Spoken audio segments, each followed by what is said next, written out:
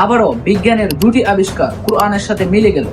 Number 1, বিজ্ঞানের সবচেয়ে বড় আবিষ্কার বিগ ব্যাং থিওরি, তা কুরআনের সাথে মিলে গেল। এই বিগ ব্যাং থিওরির কথা কুরআনের কোথায় উল্লেখ আছে তা আমরা একটু পরেই জানবো। আগে জেনে নেওয়া যাক এই বিগ ব্যাং থিওরির ইতিহাস। বিগ ব্যাং থিওরি কোন বিজ্ঞানী আবিষ্কার করেন? বিগ ব্যাং থিওরি আবিষ্কার করেন বিজ্ঞানী জর্জ লেমাত্র। তিনি বলেন, মহাবিশ্বের শুরু হয়েছিল একটি ঘন ও গরম বিন্দু থেকে, যা বিস্ফোরণের মাধ্যমে সম্প্রসারিত হয়েছে। পরবর্তীতে বিগ ব্যাং থিওরি নিয়ে আলোচনা করেন বিজ্ঞানী স্টিফেন হকিং। তিনি বলেন, এই বিস্ফোরণের ফলে মহাবিশ্বের সৃষ্টি হয়। পরবর্তীতে গ্রহ, নক্ষত্র, ছায়াপথ ও নীহারিকা ইত্যাদি তৈরি হয়েছে। এই বিগ ব্যাং থিওরি বিজ্ঞানের সবচেয়ে বড় আবিষ্কার, তা আবিষ্কার করলেন বিজ্ঞানী জর্জ লেমাত্র 1927 সালে, মাত্র 98 বছর আগে। আর আমাদের কুরআন নাজিল হয়েছিল প্রায় 1500 বছর আগে আমাদের নবী হযরত মুহাম্মদ সাল্লাল্লাহু আলাইহি ওয়াসাল্লামের উপর। চলেন দেখি এই বিগ ব্যাং থিওরি নিয়ে আমাদের কুরআনের কোথায় আলোচনা করা হয়েছে।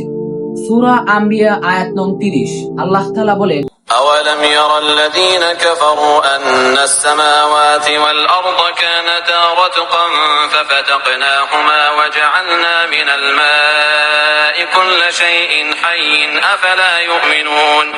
এই আয়াতের অর্থ হলো, যারা নবীর কথা মেনে নিতে অস্বীকার করেছে তারা কি চিন্তা করে না যে এসব আকাশ ও পৃথিবী একসাথে মিশেছিল, তারপর আমি তাদেরকে আলাদা করলাম এবং পানি থেকে সৃষ্টি করলাম প্রত্যেকটি প্রাণীকে। তারা কি আমার এই সৃষ্টি ক্ষমতাকে মানে না? আয়াতের দিকে আমরা লক্ষ্য করি, এখানে দুটি শব্দ আছে, রাতান ফাতাক। রাতাক মানে হচ্ছে একত্র হওয়া, একসাথে থাকা, একজন অন্যজনের সাথে থাকা।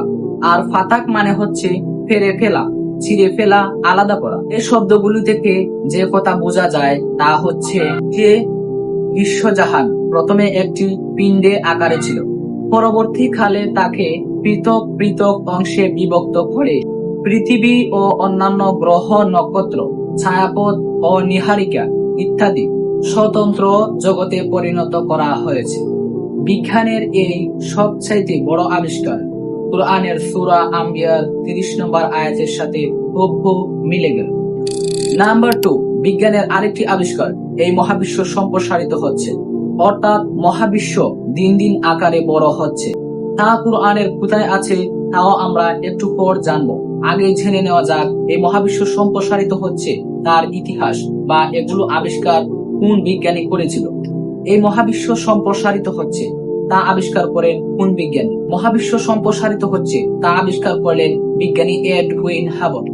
তিনি 1920 সালে একটি টেলিস্কোপ আবিষ্কার করেন। তার আবিষ্কৃত টেলিস্কোপ দিয়ে দেখলেন যে আমাদের মহাবিশ্বের ছায়াপথগুলো ক্রমাগত একটি অন্যটি থেকে দূরে সরে যাচ্ছে। তারপর 1929 সালে তিনি ঘোষণা করেন যে এই মহাবিশ্ব সম্প্রসারিত হচ্ছে। তিনি তা আবিষ্কার করেন প্রায় 105 বছর আগে। আর আমাদের কুরআনে একথা বলা হয়েছে প্রায় 1500 বছর আগে।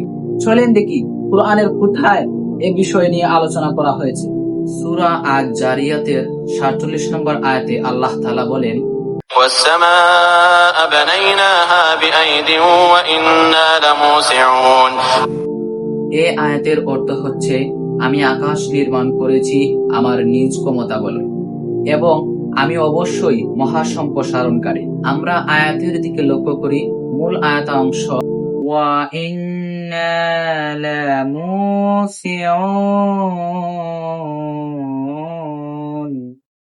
একতার অর্থ দাঁড়ায়, এ বিশাল বিশ্বজাহানকে একবার সৃষ্টি করে ক্লান্ত হয়নি, বরং ক্রমাগত তার সম্প্রসারণ ঘটাচ্ছি এবং তার মধ্যে প্রতি মুহূর্তে সৃষ্টির নতুন নতুন বিস্ময়কর দিক প্রকাশ পাচ্ছে। এ রূপ মহাপরাক্রমশালী সৃষ্টিকারী সত্তার পুনরায় সৃষ্টি করার ক্ষমতাকে তোমরা অসম্ভব মনে করে নিয়েছ কেন? আমাদের কুরআনে এরকম বিজ্ঞানের শত শত আবিষ্কার মিলে যায়। এটা কিভাবে সম্ভব? হ্যাঁ, এটা সম্ভব, কারণ এ কুরআনের বাণী দুনিয়ার কোনো মানুষের বাণী নয়। এ বাণী স্বয়ং আল্লাহ তাআলার বাণী। ইনশাআল্লাহ পরবর্তীতে এরকম বিধর্মীদেরকে অবাক করার মতো ভিডিও নিয়ে আসবো। এই ভিডিওটা বেশি বেশি করে শেয়ার করবেন, যেন বিধর্মীদের কাছে এই ভিডিওটা পৌঁছে যায়।